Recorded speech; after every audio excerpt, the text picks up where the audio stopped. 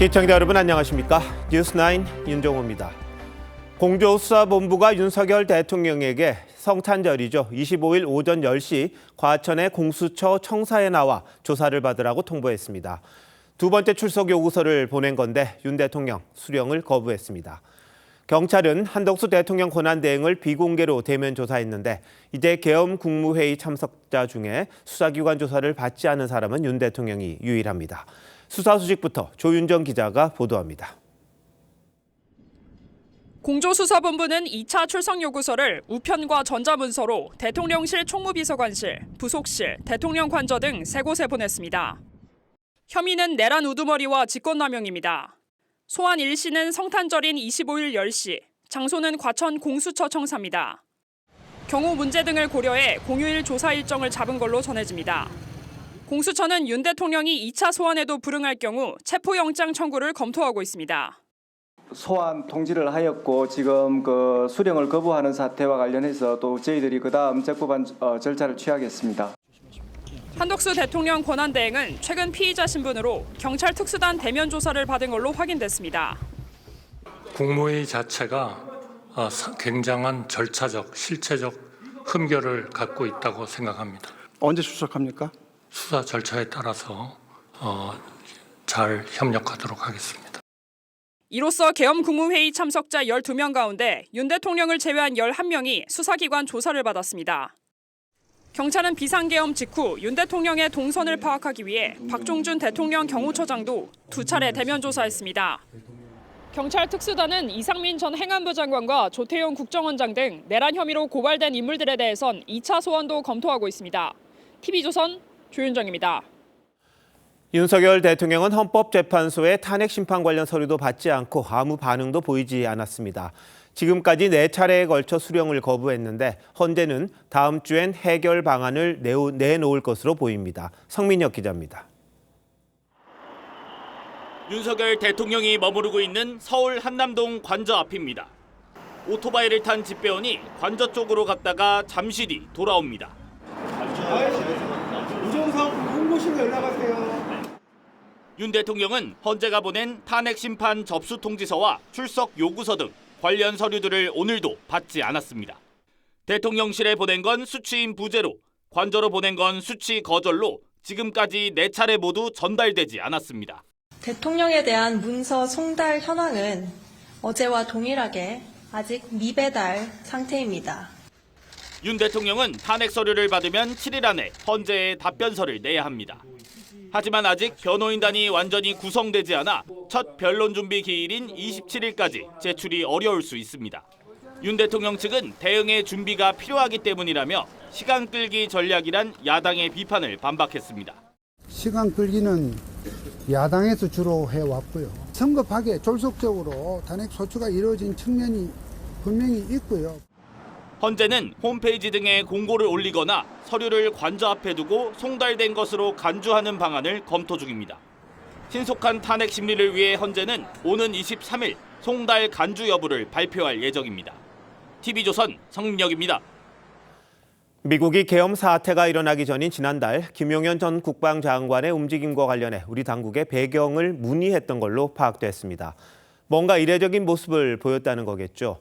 김 전 장관의 행보가 남북 관계에 영향을 미칠 수 있다는 우려에 따른 게 아니었겠냐는 관측입니다.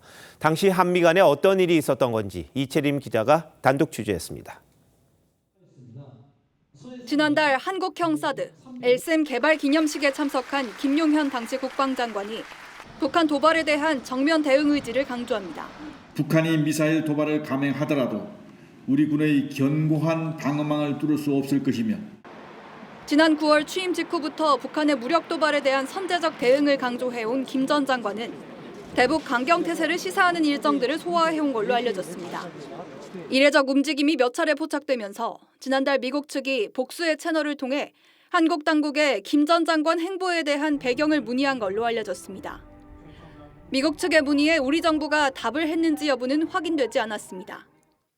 한 정부 관계자는 당시 안보당국 내부에선 김 전 장관의 행보가 북한을 자극할 가능성이 높아 미국이 지켜보고 있다는 경고성 메시지를 보낸 걸로 보는 시각도 있었다고 전했습니다. 다만 한미 양국이 통상적으로 정보 교환을 하다 문의하는 차원이었을 가능성도 있습니다. 김 전 장관은 계엄 일주일 전쯤 북한 오물풍선 원점 타격으로 도발을 유도하려 했다는 의혹에 대해 수사를 받고 있습니다. 이에 대해 김 전 장관 측은 보도자료를 통해 공개한 일정 이외 비공개 군부대 방문은 없었다는 입장을 밝혔습니다. TV조선 이채리입니다. 미군의 움직임도 평소와는 조금 달랐다는 주장이 제기됐습니다. 계엄 이후 미군 최첨단 정찰기가 잇따라 출동했는데 북한 쪽보다 우리 군의 움직임을 더 주시했을 거란 얘기입니다.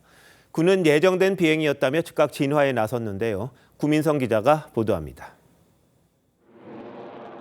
주한미군의 공군 정찰기 U2S가 경기 평택기지에서 이륙해 대구, 부산을 거쳐 국토 최남단 지역까지 훑어보다 대한해협을 찍고 북상합니다. U2S는 윤석열 대통령 탄핵 소추안이 부결된 다음 날인 지난 8일과 9일 북한 영토가 아닌 한반도 후방 지역을 살폈습니다. 미군은 이어 지난 10일엔 전 세계의 세 대뿐인 첨단 정찰기 코브라볼 2대를 주일 미군 기지에서 띄워 한반도에 투입했습니다. 2대가 동시에 뜬 건 2022년 4월 러시아의 대륙간 탄도미사일 시험 발사 이후 처음입니다. 당시 북한에서 별다른 움직임이 없었던 걸로 알려진 만큼 윤 대통령에 대한 탄핵 소추안 부결 이후 우리 군 동향까지 살펴봤을 가능성이 있습니다. 계엄 이틀날엔 윤 대통령이 크게 오판했다는 취지의 미 국무부 캠벨 부장관의 언급이 나오는 등 미국 분위기도 심상치 않았다는 겁니다. 계엄 과정에서 한미 군 간의 공조가 이루어지지 않음에 따라서 한국의 탄핵 정국에서 북한 도발 억지가 한 80%, 한 20%는 한국군의 동향을 감시하는 측면도 있다고 볼 수 있겠습니다. 국방부는 U2S 출격은 후방 감시가 아닌 교대를 위한 이동이었다며 사전에 통보됐다는 입장입니다. TV조선 구민성입니다.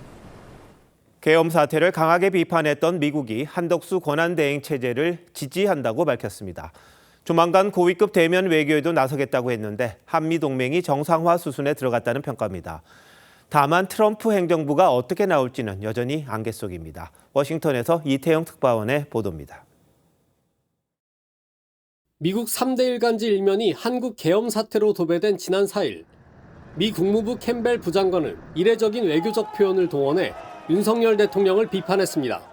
And I think President Yoon badly misjudged, and I think the memory of previous experiences, martial law, have a deep and negative. 그러나 캠벨 부장관은 현지 시간 19일 언론 간담회에서 한덕수 권한대행의 역할을 전적으로 지지한다며 트럼프 취임 전 한국 정부와 고위급 대면 외교에 나서겠다고 밝혔습니다. 계엄 사태와 탄핵 정국으로 차질을 빚었던 한미 외교가 정상화 수순에 들어섰다는 관측입니다. 과거 주미대사를 재직했던 한 권한대행의 경력도 영향을 끼친 것으로 보입니다. We'll continue to be ready to work with acting President Han and the ROK government, and we'll look forward to sharing engagements in the future should any get scheduled. 여기에 바이든 행정부가 치적으로 꼽는 한미일 안보 협력이 중국 견제와 맞물려 있다는 점도 작용했다는 분석입니다. 큰 틀에서 미국과의 고위급 외교는 복원 절차에 들어섰지만 취임을 앞둔 트럼프 당선인은 여전히 별다른 입장을 내놓지 않고 있어 한미 외교가 어떻게 전개될지는 여전히 미지수입니다. 워싱턴에서 TV조선 이태형입니다. 검찰이 우종수 국가수사본부장에 대한 수사를 본격화하고 있습니다. 체포조를 배치한 혐의인데요. 경찰의 계엄 수사를 총지휘하는 우 본부장을 검찰이 강제 수사하는 데 대해 경찰의 반발도 커지고 있습니다. 조유진 기자입니다. 수갑을 찬 김봉식 서울경찰청장이 호송차에 올라탑니다. 내란 중요 임무 종사 혐의로 구속된 조지호 경찰청장과 김봉식 서울청장이 검찰에 넘겨졌습니다. 앞서 비화폰을 사용한 사실이 알려진 조 청장 외에 김 서울청장도 지난달 대통령 경호처장으로부터 비화폰을 지급받은 사실이 확인됐습니다.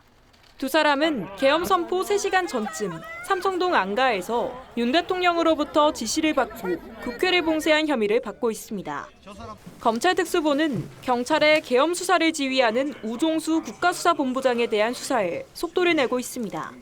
검찰은 우 본부장이 경찰 체포조를 운용하는 데 깊숙이 관여한 걸로 보고 있습니다. 특수본은 어제 압수한 우 본부장 등 10명의 휴대전화 포렌식에 착수했습니다. 검찰 관계자는 방첩사로부터 체포조 요청을 받은 경찰 간부가 우 본부장에게 보고한 뒤 형사 10명 명단을 보내줬을 수도 있을 것으로 의심되는 정황을 확인했다고 했습니다. 경찰은 발끈했습니다. 국수본은 오히려 우 본부장은 방첩사 요청에 대해 아침까지 대응하지 말라는 지시를 했다고 반박했습니다. 경찰 내부에선 검찰 개혁을 주장하는 야당을 의식한 검찰이 우 본부장을 무리하게 수사한다는 비판도 나옵니다. TV조선 조유진입니다. 계엄 선포 이틀 전 햄버거집에서 사전 모의한 혐의를 받는 현역 정보사 대령이 선관위 장악 시도를 인정하고 사과했습니다. 선관위 직원들을 어떻게 제압할지에 대해서도 논의했다고 합니다. 한편 공수처는 김용현 전 장관의 집사로 지목된 측근을 소환 조사했고 김 전 장관은 탱크로 밀어버리라고 자신이 말했다고 주장한 야당 의원들을 고소했습니다. 김예나 기자입니다. 정보사 요원들이 중앙선관위 서버 사진을 찍습니다. 통째로 뜯어간 뒤 재조립하기 위해 찍은 걸로 추정됩니다. 그 계엄군이 사진 찍은 내용들이 케이블 연결 위치 정보를 촬영해 간 것으로 알고 있거든요. 계엄 이틀 전 노상원 전 정보사령관이 주도한 햄버거집 사전 모의에 참석한 정모대령은 변호인을 통해 범행을 시인하고 사과했습니다. 선관위 직원들이 출근하면 케이블 타이로 묶고 두건을 씌우는 방안까지 논의했다고 털어놨습니다. 햄버거집 회동은 계엄 당일에도 있었던 걸로 드러났습니다. 경찰은 계엄 당일 노상원 전 정보사령관과 만난 예비역 대령 김모 씨를 긴급 체포했습니다.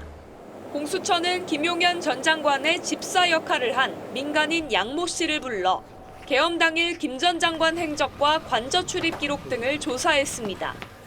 민주당은 김 전 장관이 지난 3일 국회를 탱크로 밀라는 발언을 했다고 주장했는데 국회가 국방 예산으로 장난질인데 탱크로 확 밀어버려라 라는 취지의 발언을 한 바. 김 전 장관은 허위 날조라며 야당 의원들을 고소하겠다고 밝혔습니다. TV조선 김예나입니다. 이른바 햄버거집 모의에는 현역 군인과 예비역, 민간인들이 뒤섞여 있습니다. 노상원 전 사령관을 중심으로 전 현직 정보사 간부들이 일종의 사조직을 만들었다고 볼 수도 있습니다.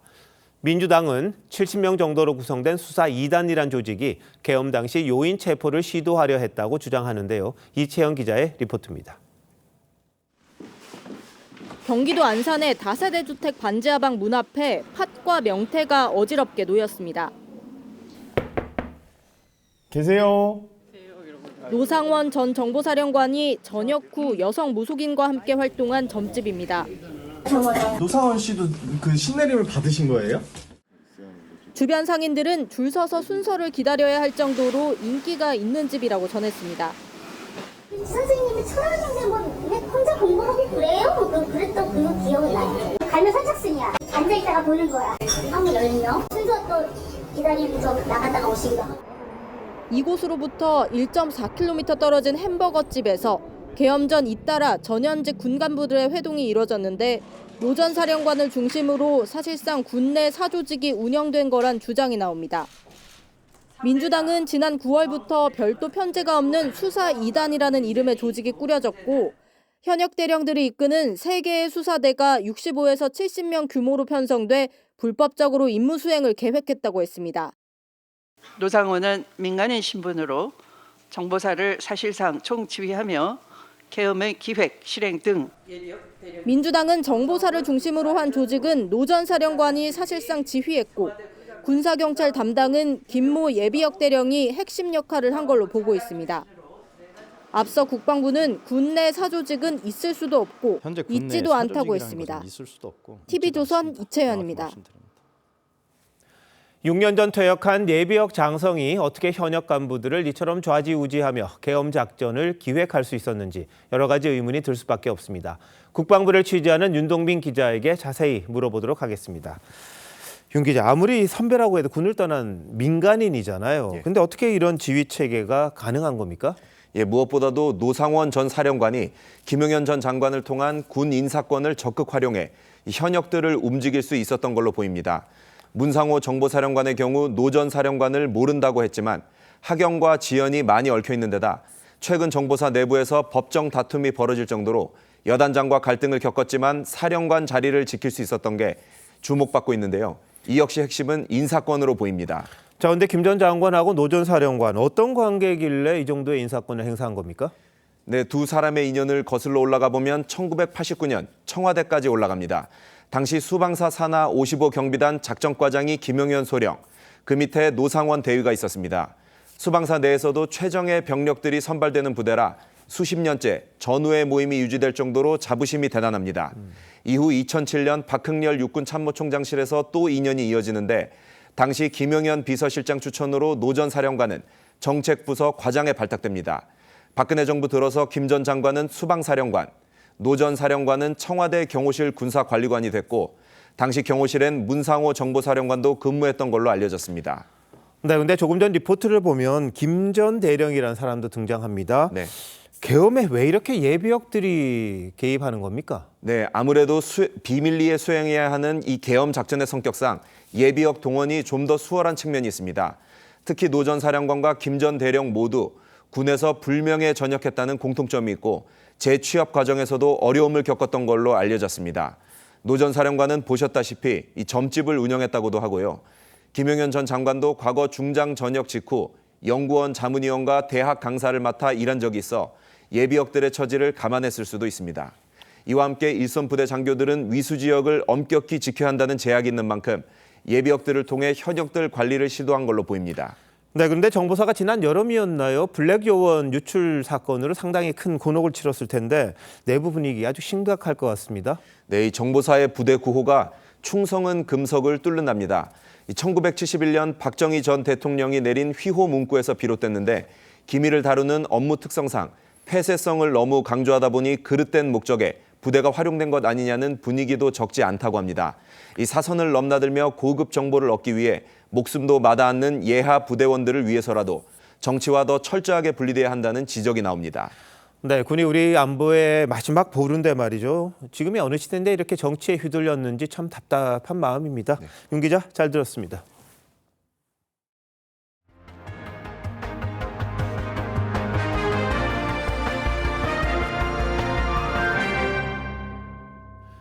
국민의힘이 여야정 협의체에 참여하겠다고 했습니다. 민주당이 제안한 지 닷새 만입니다. 다만 여당은 민주당 제안 대신 우원식 국회의장의 제안을 수용한 거라고 했는데요. 어떤 차이가 있는 건지 신경희 기자가 설명합니다. 야당의 협의체 제안에 국민의힘은 여당으로서 당정 협의가 우선이라며 부정적이었습니다. 하지만 여야정 협의체 참여로 입장을 바꾼 건 야당의 협조 없인 국정 정상화가 사실상 어렵다는 판단에 따른 걸로 보입니다. 여야정 협의체에 참여하기로 했습니다. 다만 멤버 구성과 관련해서는 지금 의장과 논의 중에 있다는 말씀을 드립니다. 다만 권 원내대표는 이재명 대표가 제안한 안이 아닌 우원식 국회의장 안에 참여하는 것이라고 했습니다. 참여 주체도 이재명 대표를 제외한 여야 원내대표가 참여하는 협의체가 돼야 한다는 입장입니다. 전국 주도권을 이 대표에게 내주지 않겠다는 의도로 풀이됩니다. 민주당 관계자는 국가 비상사태에 당연히 대표가 협의에 참여해야 한다고 말했는데 향후 공식 입장에 따라 협의체 출범 여부가 결정될 것으로 보입니다. 이에 앞서 권 원내대표는 취임 뒤 처음으로 고위당정 협의회를 열고 국방과 외교안보, 민생경제 대책 등을 논의했습니다. 권 원내대표는 한덕수 권한대행에 현재 공석인 국방부, 행안부 장관 임명을 촉구하기도 했습니다. 정부는 당과 함께 흔들림 없는 국정 운영과 국민의 일상 회복을 위해 전력을 다하겠습니다.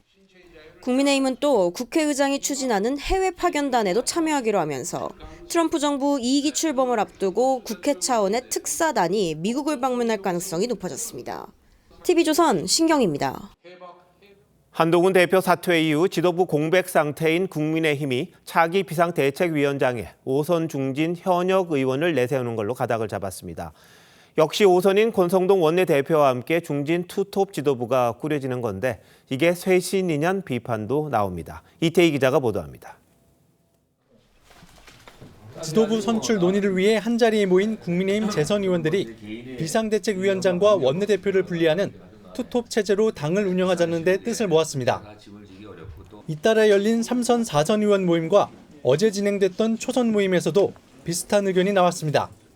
혼자 살 경우에 아무래도 업무에 과부하가 걸리고 해야 될 일이 많기 때문에 당의 보이스를 투 보이스로 가는 것이 이 어려운 국면을 넘겨 이기는데 좋겠다. 구체적인 후보군이 좁혀지진 못했지만 당을 잘 아는 5선 중진이 맡아야 한다는 의견이 많았던 것으로 알려졌습니다. 권성동 원내대표를 제외한 5선 중진은 모두 5명으로 수도권에선 권영세, 나경원 의원이, 영남권에선 김기현 의원이 후보로 거론됩니다. 다만 모두 범친윤계로 분류되거나 탄핵에 반대했다는 이미지가 강해 당 쇄신과는 거리가 있다는 지적이 나옵니다. 국민의힘 한 의원은 새 비대위원장은 윤 대통령과 선을 그을 수 있어야 한다며 혁신적 인물이 거론되지 않으니 위원장 선출에 아예 손을 떼고 체념하는 분위기도 있다고 했습니다. 윤석열 대통령이 잘못되었다. 입장 정리하고 협조하겠다는 정확한 입장 표명을 할 수 있는 분이어야 하고. 선수별 의견을 취합한 권 원내대표는 다음 주 초 최종 인선을 발표할 계획입니다.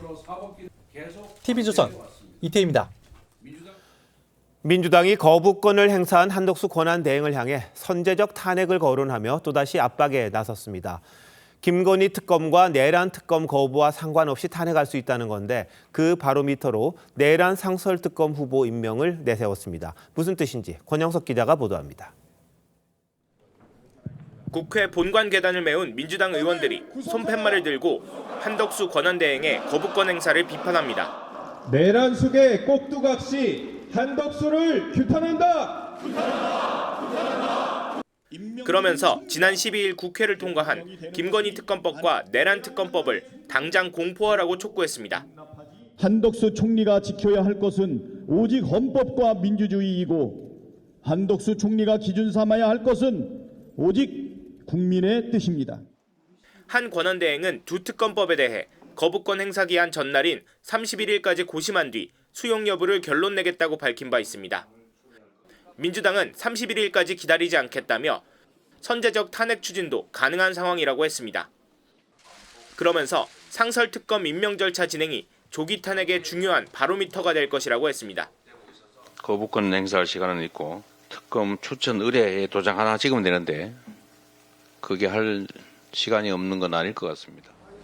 민주당은 또 윤석열 대통령이 국회의원을 체포하거나 끌어내라고 한 적이 없다고 말한 석동현 변호사를 내란 선전 혐의로 경찰에 고발했습니다.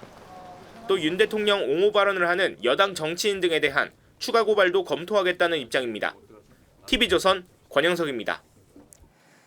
우리 정부가 러시아에 파병된 북한군의 피해 상황을 공식 확인한 가운데 우크라이나가 북한군을 드론 공격으로 격퇴했다며 영상을 또 공개했습니다. 12명을 사살하고 20명에게 부상을 입혔다는 구체적인 내용까지 전했습니다. 영상이 사실이라면 북한군이 얼마나 공격하기 쉬운 표적인지 알 수 있습니다. 먼저 신은석 기자입니다.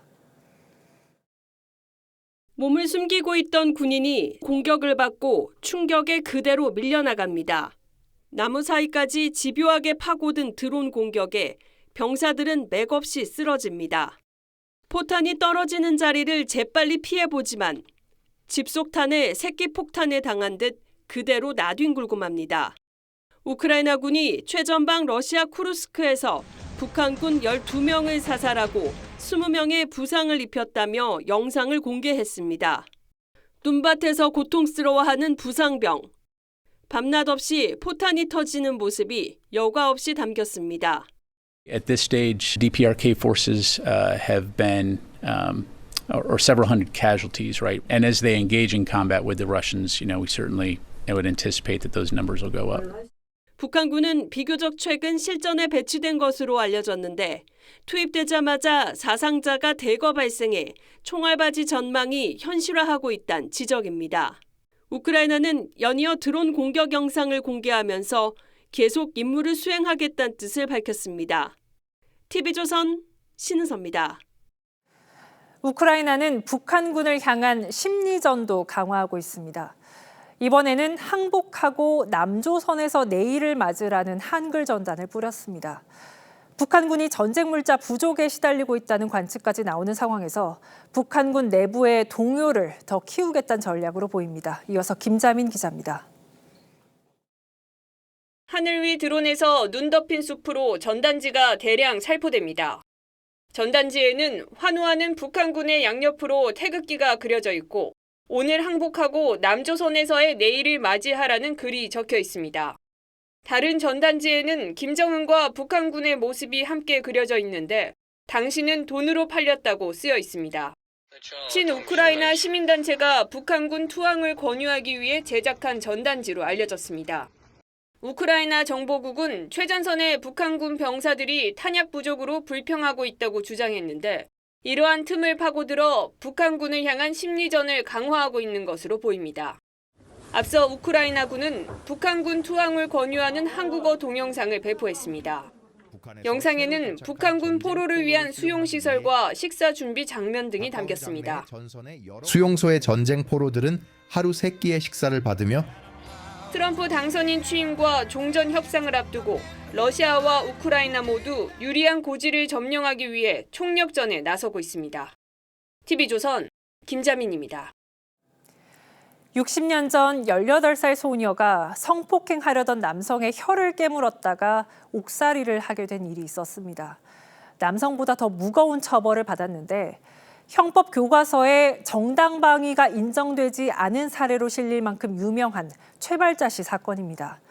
최 씨는 반세기가 지나서야 재판을 다시 받을 기회를 얻었습니다. 윤재민 기자입니다. 최발자 씨가 성폭행범을 만난 건 60년 전인 1964년으로 당시 18살이었습니다. 최 씨는 저항했고 성폭행범의 혀를 깨물어 1.5cm를 절단했습니다. 누가 봐도 정당방위지만 최 씨는 가해자보다 더 무거운 형벌을 받았습니다. 법원은 가해자에게 징역 6개월에 집행유예 2년을, 6개월 동안 구속 수사를 받은 최 씨에겐 징역 10개월에 집행유예 2년을 선고했습니다. 그 18살이 첫날 조사를 받으러 가서 조사를 받고 구속이 바로 그날 됐어요. 그 아픔을 생각하면 말을 다 못하겠죠. 최 씨는 미투 운동이 확산된 지난 2020년 법원에 재심을 청구했습니다. 수사기관의 불법 감금과 협박에 못 이겨 죄를 시인했다고 주장했습니다. 여기서 합의까지 안 하면은 평생 감옥에 산다고 협박을 했죠. 1, 2심 재판부는 증거가 부족하다며 기각했지만 대법원은 최 씨의 주장을 인정해 사건을 파기환송했습니다. 대법원은 당시 최 씨가 불법으로 체포된 상태에서 조사를 받았다고 볼 여지가 충분하다며 과거 유죄 판결에 문제가 있다고 봤습니다. 앞으로 재심을 열어서 무죄가 나오고 정당방위가 되도록까지 여러분들 좀 도와주십시오. 부탁드립니다. 꽃다운 나이에 억울한 옥살이를 했던 최 씨의 한이 항소심 재판에서 풀릴지 주목됩니다. TV조선 윤재민입니다. 대왕고래 프로젝트로 불리는 동해 심해가스전 개발을 위한 시추가 오늘 새벽 시작됐는데요. 홍게잡이 어민들이 시추가 조업에 지장을 준다며 어선 수십 척을 끌고 나와 해상 시위에 나섰습니다. 김동영 기자가 현장에 다녀왔습니다. 거대한 시추선을 자그마한 어선 수십 척이 둘러쌌습니다. 어선들이 시추선 부근 500m 이내까지 접근하자 해경이 경비정과 헬기로 통제합니다. 어선들이 포항 남동쪽 41km 해상의 시추 현장까지 몰려간 건 홍게잡이 조업의 차질을 우려해서입니다. 오늘 해상 시위에는 포항 어민 300여 명이 일손을 놓은 채 참여했습니다. 어민들은 해저면에 2km를 뚫는 시추 작업으로 반경 30km까지 소음과 진동의 영향을 받아 반경 안에서 조업하는 30여 척의 홍게잡이 어선들이 지장을 받을 거라고 하소연합니다. 풍랑에도 전부 움직이는데 산란에도 영향을 미치고 그 주변 어장에 다 도망가지 않을까 그런 염려하에서 어민들은 보상을 해주거나 금어기인 내년 여름으로 시추 작업을 미뤄달라고 요구하고 있습니다. 하지만 석유공사는 소음은 170m, 진동은 100m까지만 영향권으로 본다며 시추 주변 500m 범위까지만 피해 지역으로 인정할 수 있다고 맞서고 있습니다. 새 사용료가 하루에 5억 이상입니다. 이게 철수를 해서 돌아가게 되면 시추 비용을 고스란히 다 줘야 되는 상황입니다. 어민들은 해상 시위를 계속하기로 했습니다. TV조선 김동현입니다. 오늘 밤부터 전국 대부분 지역에 눈이 내릴 전망입니다. 동지인 내일까지 최대 15cm의 눈이 오는 곳도 있겠는데요. 눈이 그친 뒤엔 올겨울 들어 가장 추운 날씨가 성탄절까지 이어진다고 합니다. 서울 광화문에 나가 있는 취재기자 연결하겠습니다. 송민성 기자, 지금 눈이 내리고 있는 건가요? 네, 이곳 광화문의 경우 저녁 8시부터 이미 눈이 오다 그치다를 반복하고 있는데요. 현재는 눈발이 점점 더 거세지고 있는 상황입니다. 기상청은 잠시 뒤인 밤 10시쯤부터 서울에 본격적으로 눈이 많이 내릴 걸로 내다봤습니다. 오늘 오전에 서해안에서 시작된 눈이 내륙으로 점차 확산하고 있는데요. 내일 새벽까지 많은 눈이 내리는 곳도 있어서 대비를 하셔야겠습니다. 기상청은 중부지방과 전북 지역에 시간당 최대 3cm의 눈이 내릴 걸로 내다봤습니다. 예상 적설량은 경기 남부와 북동부, 충북 북부가 3에서 8cm, 서울과 인천, 경기 북서부와 강원 북부 산지가 1에서 5cm입니다. 특히 강원 중남부 산지는 최대 10cm, 제주도는 15cm까지 눈이 오는 곳이 있어 대설특보가 발효될 가능성도 있습니다. 서해상에 구름대가 접근해 토요일 새벽부터 오전까지 중부지방을 중심으로 짧지만 강한 눈이 최대 10cm 내리는 곳이 있겠습니다. 눈은 내일 오후 대부분 지역에서 그칠 걸로 보입니다. 이후 찬바람이 몰아치며 기온은 급격히 떨어져 이번 주말은 올겨울 들어 가장 추울 걸로 전망됩니다.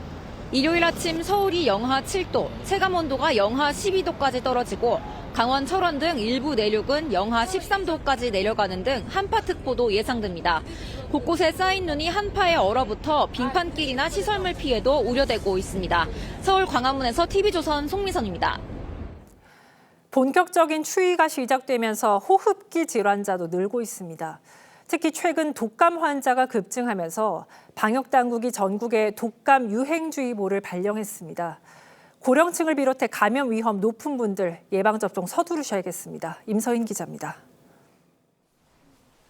60대 남성이 병원 접수대에서 독감과 코로나19 예방접종 항목을 선택합니다.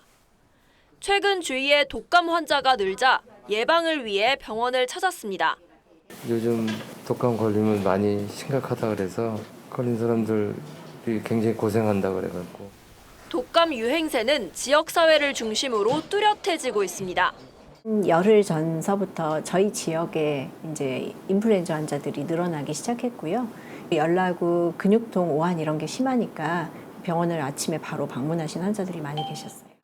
이에 질병관리청은 오늘 전국에 독감 유행주의보를 발령했습니다. 독감 증상을 보이는 환자는 지난주 1000명당 13.6명을 기록해 독감 유행 기준치를 훌쩍 넘긴 상태입니다. 특히 청소년은 1000명당 37명, 어린이는 25명꼴로 독감 증상을 보여 전 연령대 중 가장 높은 비율을 기록했습니다. 유행이 본격 시작된 만큼 내년 1월 중순에서 하순까지는 환자 수가 지속 증가할 것으로 예상되는 상황입니다. 질병청은 청소년을 비롯한 65세 이상과 임신부 등 고위험군의 경우 예방접종을 서둘러 달라고 당부했습니다. TV조선 임서인입니다. 국내에서 반려동물을 키우는 인구가 1,500만 명이 시대입니다. 동물 병원비도 적지 않은 부담이 됐는데요. 특히 CT나 MRI 같은 고가의 검사를 받는 경우엔 미리 가격을 알 길도 없이 병원비 폭탄을 맞기도 합니다. 내년부터는 병원이 가격을 의무적으로 공개해야 해서 반려인들의 비용 부담도 줄어들 거란 기대가 나오고 있습니다. 박재훈 기자입니다. 손바닥만한 골든 햄스터가 CT 장비 안으로 들어갑니다. 최근 식욕 부진 등의 증세가 나타나 정밀 검사를 받는 겁니다. 고가의 검사 장비인 CT를 도입한 동물병원 수는 7년 새 5배 넘게 급증했습니다. 직접 보장님께서 전화 주셔서 CT 촬영이 가능하냐 미리 알고 오시는 경우도 굉장히 많고요. 또 특정 질환들, 특히 종양성 질환들 같은 경우는 CT 촬영이 동반돼야지만 정확하게 치료할 수 있는 경우가 좀 많기 때문에. 하지만 검사비가 수십만 원에 달하는 데다 병원들도 공개를 하지 않아 반려인들에겐 부담이었습니다. 내년부터는 CT 촬영도 비용을 의무적으로 공개해야 돼 동물병원 비용 공개 항목은 12개에서 20개로 늘어납니다. 가격 공개가 비용 절감으로 이어질 거란 기대가 큽니다. 그 전까지는 병원들마다 다 달랐고 그렇다고 해서 아픈 애를 데리고 막 돌아다닐 수 없는데 이제 미리 확인할 수 있다는 부분에서는 반려동물을 키우는 사람 입장에서는 굉장히 반가운 일이라고 생각합니다.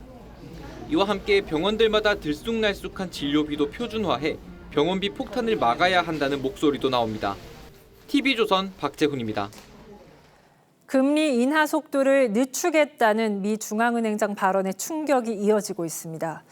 외국인의 매도 행진 속에 우리 증시는 하락세를 이어갔고 환율도 1,450원을 또 넘었습니다.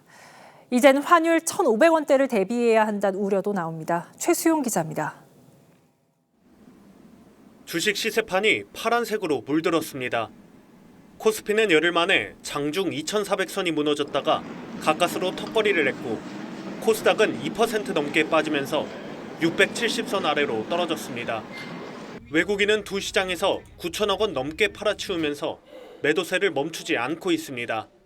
내년 기준금리 인하 속도를 늦추겠다는 제롬 파월 미 중앙은행장의 발언이 이틀째 영향을 끼쳤다는 분석입니다. 한국도 당연히 금리 인하 속도 조절을 할 수밖에 없고 그래서 금리를 내릴 여력이 없으면 한국 내수가 안 좋은 상황이 극복이 안 되고 원달러 환율도 이틀 연속 1,450원을 넘어선 채 마감했습니다. 이대로면 환차손을 우려한 외국인의 매도세가 멈추지 않고 다시 환율이 오르는 악순환이 지속될 수밖에 없습니다. 트럼프 대통령 이제 취임 이후 관세 정책이라든지 이러한 것들이 좀 구체화되면 1,500원 정도 추가까지는 좀 상승할 수 있지 않을까. 고환율 영향으로 생산자 물가도 넉 달 만에 상승 반전했는데 시차를 두고 소비자 물가도 자극해 내수 침체를 더 악화시킬 수 있다는 우려가 나옵니다. TV조선 최수영입니다. 대통령 탄핵 소추안이 가결된 뒤 국민의힘은 비공개 의원총회를 열어 지도부 사퇴를 결의했었습니다. 당시 한동훈 대표에게 책임을 묻는 의원들의 항의와 이에 반발하는 한 대표 발언이 일부 공개됐는데 녹취를 유출한 의도, 편집 가능성 등을 놓고 당내 갈등이 깊어지고 있습니다. 당시 왜 그런 고성이 오가고 한 대표가 반발한 이유는 뭔지 저희가 새로 입수한 내용 보시고 판단하시죠. 한송원 기자의 단독 보도입니다. 지난 14일 탄핵안 가결 직후 국민의힘 의원들은 결과에 반발하며 찬성 입장을 밝혔던 한동훈 전 대표를 의총장에 불러옵니다. 한 전 대표는 마음이 무거우실 줄 안다면서도 탄핵에 찬성한 이유를 설명했습니다. 탄핵이 필요하다고 생각해 왔습니다. 그 이유는 직무를 정상적으로 수행하는 것이 나라와 국민의 큰 해가 될 것이다라는 확신 때문이었습니다. 한 전 대표는 또 탄핵이 불가피하다는 걸 다 알지 않느냐고 반문하기도 했습니다.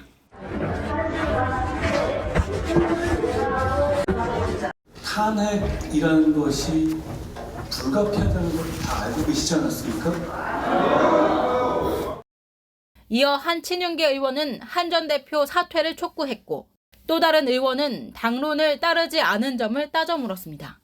이 자리에서 그만두셔야 된다고 생각합니다. 이 생각이 누구 때문입니까? 비상계엄을 제가 한 게 아닙니다.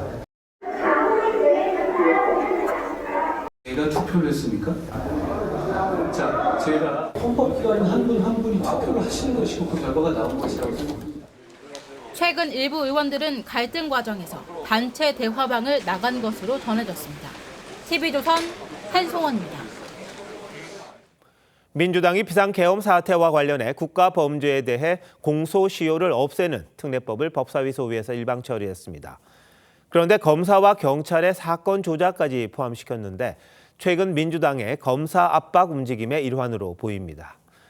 여당은 이재명 대표 수사에 대한 보복 입법이라고 반발했습니다. 장세희 기자가 자세히 설명합니다.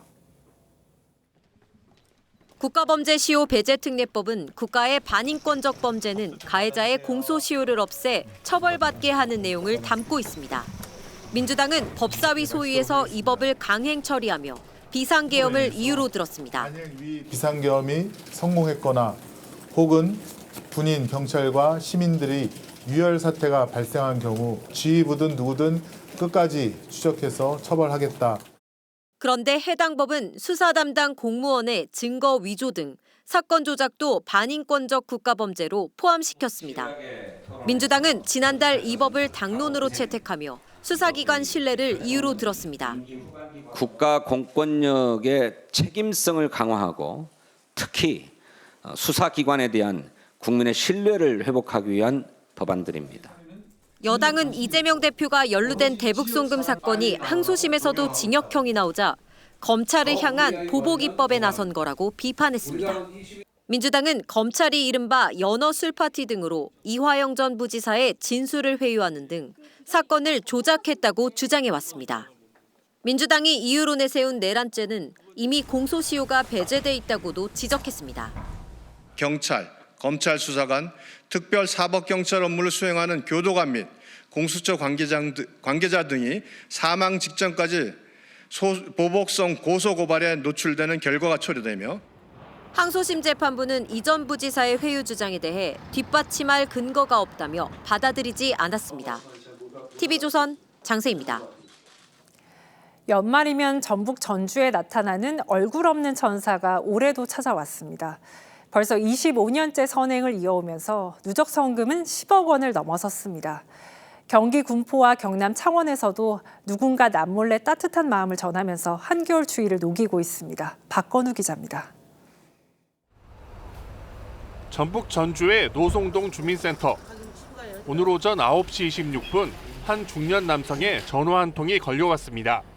무엇을 도와드릴까요? 네, 알겠습니다. 남성은 기자촌 음식점 맞은편 탑차 아래에 성금을 놓았으니 불우한 이웃을 위해 써달라고 얘기하고는 전화를 끊었습니다. 직접 전화로 받다 보니까 되게 생경하고 놀라웠던 것 같습니다. 직원들은 남성이 얘기한 장소에서 손편지와 함께 현금 등이 담긴 상자를 발견했습니다. 상자에 담긴 성금은 5만 원권 묶음만 8천만 원이었습니다. 편지에는 소년소녀 가장이 언급돼 있었습니다. 이 얼굴 없는 천사는 올해로 25년째 이명 기부를 이어오고 있는데 누적 성금은 10억 4천여만 원에 달합니다. 진짜 뿌듯하고 고맙고 아이고 말로 할 수 없이 눈물 날 정도로 고마워요. 어제 오후 경기 군포시청 민원실에도 한 중년 남성이 500만 원이 들어있는 봉투를 놓고 사라졌습니다. 민원 창구 직원한테 그냥 돈 봉투를 그냥 놓고 자기 이름 안 알리고 그냥 바로 돌아가셨습니다. 나흘 전에는 경남의 얼굴 없는 천사가 사회복지 공동모금회에 손편지와 함께 6천여만 원을 놓고 갔습니다. 이 기부자는 올해로 8년째 6억 7천여만 원을 전달했습니다. TV조선 박건우입니다. 전국의 트로트 열풍을 일으킨 미스터 트롯이 시즌3로 돌아왔습니다. 어제 첫 회 시청률이 12.9%를 기록하며 단숨에 화제 중심에 섰는데요. 실력자들이 대거 등장하면서 새로운 트로트 스타 탄생을 예고했습니다. 박소영 기자입니다. 사이사이로 질투 사이로 사랑아 피어라. 참가자의 현란한 골반 댄스에 심사위원들이 포복절도합니다. 몸이 너무 웃겨. 미스터 트롯 3 첫 방송이 전국 시청률 12.9%, 순간 최고 시청률 13.5%를 기록하면서 순항을 시작했습니다. 국민 마스터와 선배 마스터, 두 진영 모두에서 과반의 하트를 받아야 하는 그야말로 살벌한 규칙이지만 예비 트로트 스타들은 손쉽게 올하트를 거머쥐었습니다. 대학부 최재명은 마음을 울리는 가창력으로 이미 톱7감이라는 찬사를 받았고, 최연소 참가자인 유소년부 유지우는 꾸미지 않은 맑은 목소리로 심사위원을 눈물짓게 했습니다. 어떻게 노래를 해야겠구나라는 거에 대한 정답을 저한테 준 것 같아요. 맞아. 발라드로 2000년대를 주름잡았던 가수 모세는 트로트 스타로 완벽 변신해 모두를 깜짝 놀라게 했습니다. 사라져 사라져. 다음 주에는 얼굴을 숨긴 채 실력만으로 심사를 받은 하동 남진의 정체가 공개되는 등 본격적인 오디션이 막을 올립니다. 시즌3의 최종 진에게는 우승상금 3억 원이, 상위 입상자에게는 일본에 진출할 수 있는 특전이 주어집니다. TV조선 박소영입니다. 오페라 투란도트가 드디어 이틀 뒤 개막하는데요. 압도적 규모의 황금빛 궁궐 무대가 시선을 사로잡습니다. 관객을 만날 채비를 마친 현장에 장동욱 기자가 다녀왔습니다.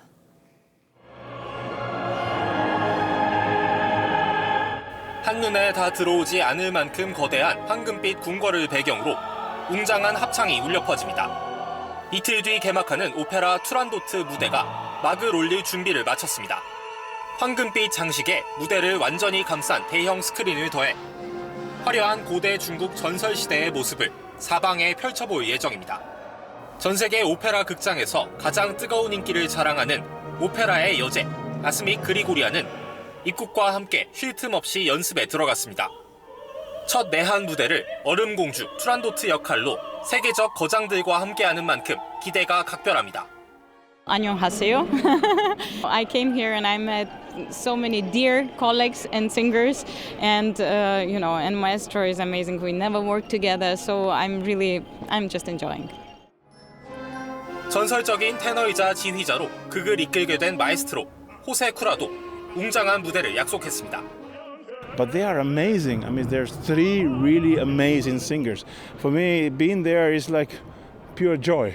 10 days during this beautiful period of the year between Christmas and New Year, so it's ideal.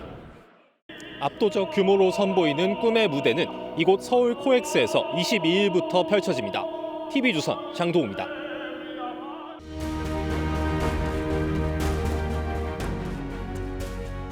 I am declaring a state of martial law. Now, wherever you are, go home. 지구로 돌진하는 거대 해성 폭파 작전이 실패하고 대통령이 국민 앞에 섭니다.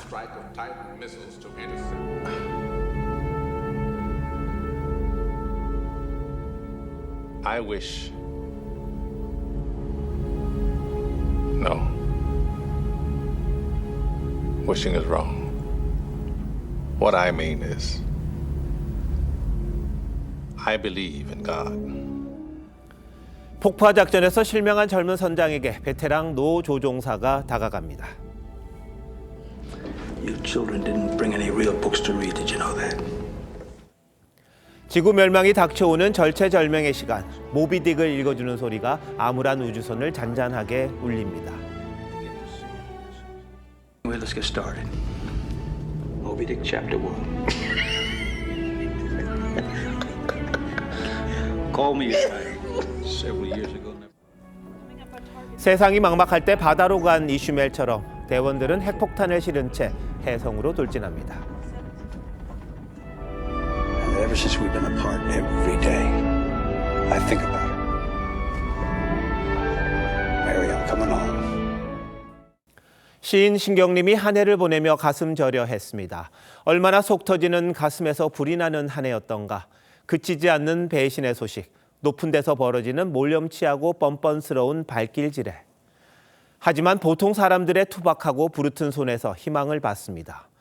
이 세상을 떠받치고 있는 것, 끌고 가는 것은 큰 몸짓과 잘난 큰 소리가 아니라는 걸. 이 황망한 한 해 끝자락, 성남 어느 납골 땅에서 조촐한 행사가 열렸습니다. 지난 5월 세상을 뜬 홍계향 할머니께 나눔의 빛을 떨친 아너 소사이어티 인증패를 공동 모금회가 바쳤습니다. 할머니는 떠나기 일주일 전 병상 베개 밑에서 빛바랜 통장을 꺼내 건네며 간신히 입을 열었습니다. 경로당 따신 밥. 2천여만 원이 든 통장, 남은 재산 전부였지요. 생전에 행상, 노점상, 청소, 공장 일을 하며 얻은 7억 원짜리 집도 맡겼습니다. 그렇게 떠난 걸음이 시인의 홀가분한 귀갓길 같습니다.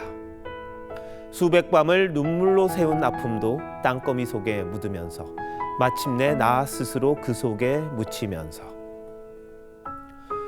누군가 영문으로 올린 찬사입니다.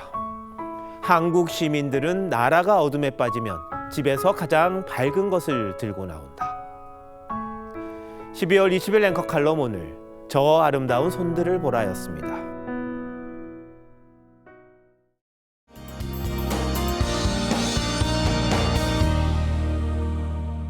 눈비구름이 비바람이 차츰 전국 대부분 지역을 뒤덮겠습니다. 대서히 예비특보가 내려져 있는 일부 중부지방과 울릉도, 독도, 전북 동부에는 내일 새벽부터 오전 사이 시간당 1에서 3cm의 강하고 또 많은 눈이 예상돼 각별한 주의가 필요하겠는데요. 울릉도와 독도에 10에서 30cm의 폭설이, 강원과 전북 동부에 3에서 10, 일부 수도권과 충북 북부에 3에서 8, 그 밖에 전국 대부분 지역에 1에서 5cm의 적설이 예상되고요. 눈비는 내일 오후에 대부분 그치겠습니다. 내일 전국에 바람이 강하게 불겠고 충남과 전라 해안, 경북 동해안과 제주도에 강풍특보 가능성이 있습니다. 내일 아침 기온은 서울이 영하 1도, 창원이 영상 2도로 오늘보다는 기온이 높겠습니다. 낮부터는 북서쪽에서 찬 공기가 남하하면서 서울이 영상 2도, 청주가 4도 선에 그치겠습니다. 눈비구름 뒤로 또 매서운 한파가 찾아오겠습니다. 날씨였습니다. 12월 20일 금요일 뉴스9 마칩니다. 시청해주신 여러분 고맙습니다.